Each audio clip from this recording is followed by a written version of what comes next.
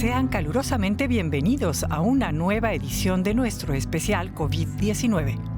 Hoy estamos informando desde Rusia y mirando los problemas con los que las mujeres están luchando durante la crisis del nuevo coronavirus.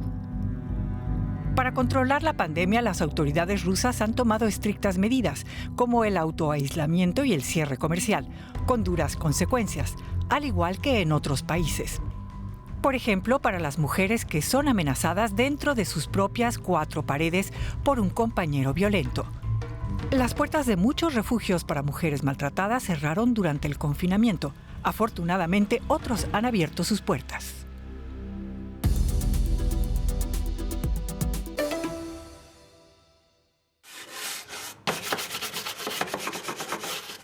Valentina Konstantinova ha aprovechado el tiempo de confinamiento en Rusia, ha redecorado su hotel en Moscú. Debido al coronavirus no hay huéspedes y decidió ofrecer sus habitaciones a víctimas de violencia doméstica. Ahora un centro de emergencia manda al hotel mujeres que no tienen ningún lugar donde refugiarse. Los centros de mujeres están cerrados por cuarentena. Tengo muchas amigas y conocidas que han vivido en carne propia la violencia doméstica. Por eso quería ayudar. Antes no me era posible ayudar siempre a mis amigos. A veces, pero no siempre. Pero ahora sí puedo ayudar a otros.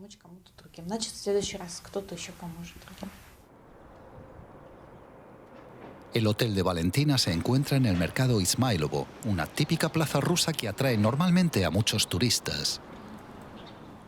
Normalmente los puestos están llenos de souvenirs y artículos de recuerdo y la plaza llena de gente, pero debido al toque de queda se ha convertido en un lugar del silencio. El hotel se llama Skaska, lo que significa en ruso cuento. Ahora para muchas un lugar de refugio. Desde hace un mes la cantante Ineta Riekstynia también vive aquí. Huyó de su violento marido. Mi marido no me pegó por primera vez. Ya había ocurrido antes de la cuarentena. Pero cuando amas a alguien, también perdonas. Sin embargo, cuando ocurre por cuarta o quinta vez, ya no es posible. En la cabeza algo cambia. Me levanté y me fui. Ya no puedo soportarlo más.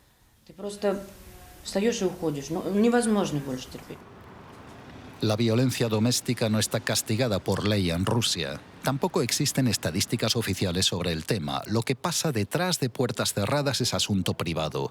Pero tras el comienzo del confinamiento, las asociaciones de mujeres registraron un fuerte aumento de violencia doméstica. Valentina Konstantinova quiere acoger a víctimas de violencia doméstica también tras el fin del confinamiento. Su hotel aporta a mujeres como Ineta la fuerza necesaria para comenzar de nuevo. И пусть приснятся мне бездонные глаза милой мамочки моей.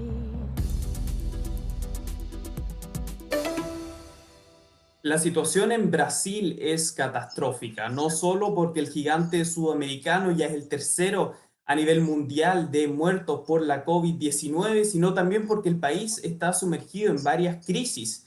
Se encuentra entre una pandemia y una convulsión política a la que hay que agregar también una fuerte crisis económica. Hoy queremos concentrarnos en la situación actual en ese país y para ello nos acompaña Gustavo Vide. Él es periodista del Folha de Sao Paulo y se encuentra en Brasilia, en la capital de ese país. Muy buenos días, Gustavo. Buenos días, Benjamín. ¿Cómo se viven actualmente estas crisis en el país? La situación de Brasil hoy en día es muy difícil. Nosotros tenemos un problema muy grande con la COVID. Como dijiste, somos el segundo con más casos y el tercero con más muertes. Es una situación difícil. Estamos en una situación difícil y no llegamos todavía al pico.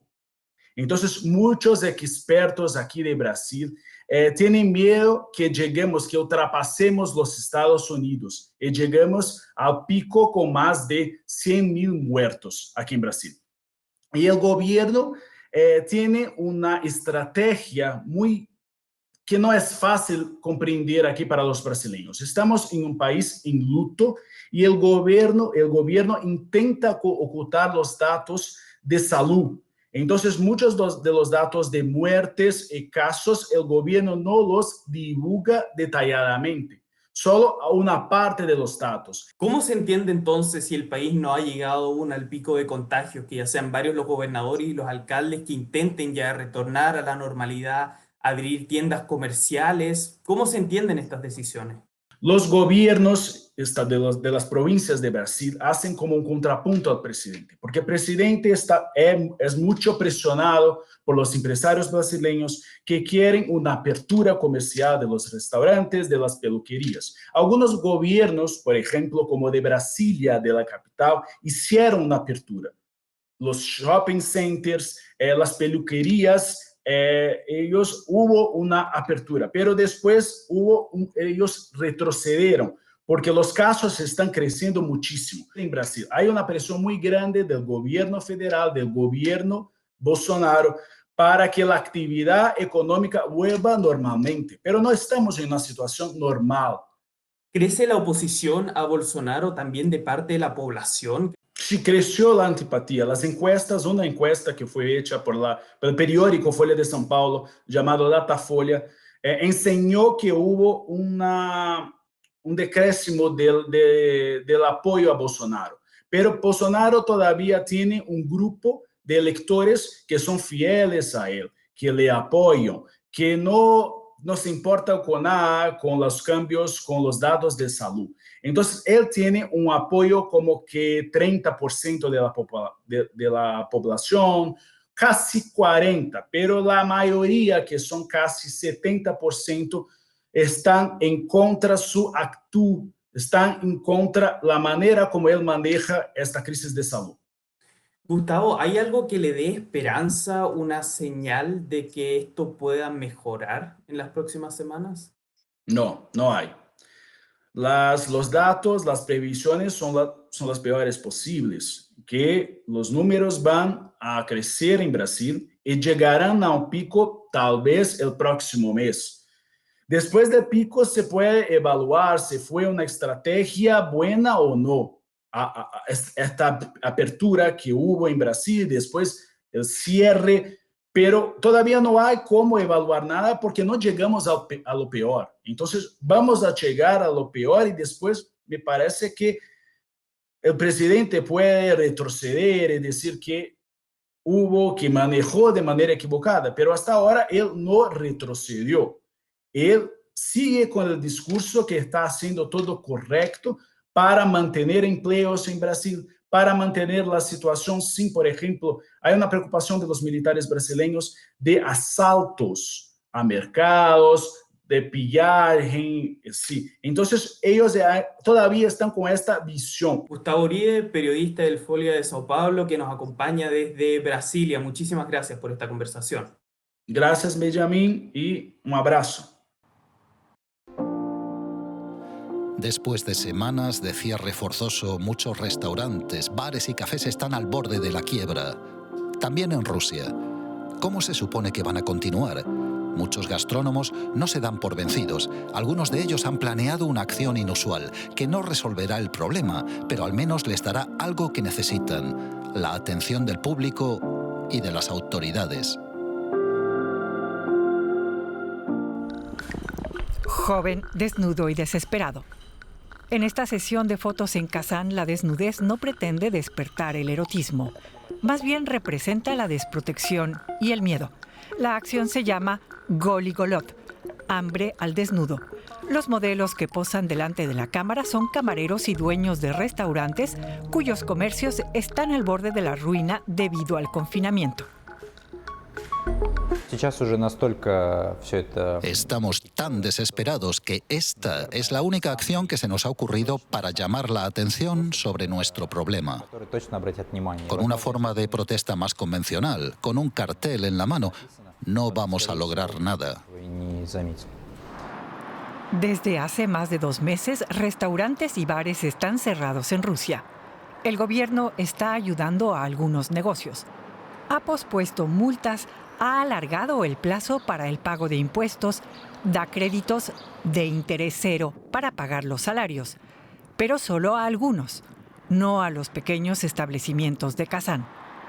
Mientras se han relajado varias medidas contra el coronavirus, pero las concentraciones de personas siguen estando prohibidas. Algunos rusos no aguantan más el confinamiento y han participado en fiestas, como hace un par de semanas en Novosibirsk.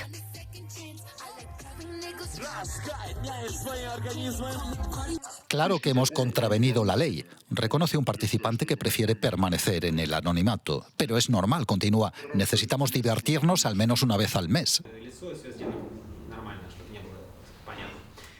A la pregunta de por qué ha puesto en juego su salud, este joven asegura que llevaba una mascarilla protectora.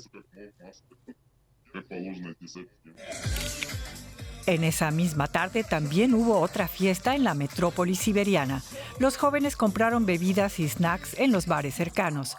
Los propietarios de los establecimientos enfrentan ahora altas multas de hasta 6.500 euros.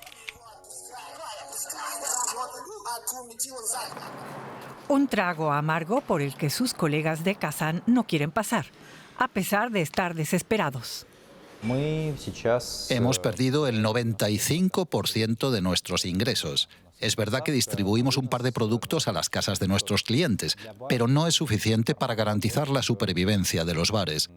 Simplemente contradice el concepto de lo que es un bar. Lo único que les queda es la esperanza de que cada vez más bares se sumen a la acción Hambre al Desnudo y que el gobierno los termine escuchando o viendo.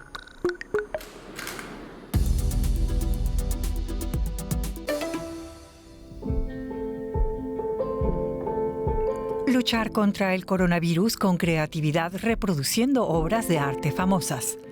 En abril, un pequeño grupo de amigos de Facebook en Rusia tuvo la idea que ha tomado Internet por asalto y no ha perdido nada de su encanto en los últimos 2 meses.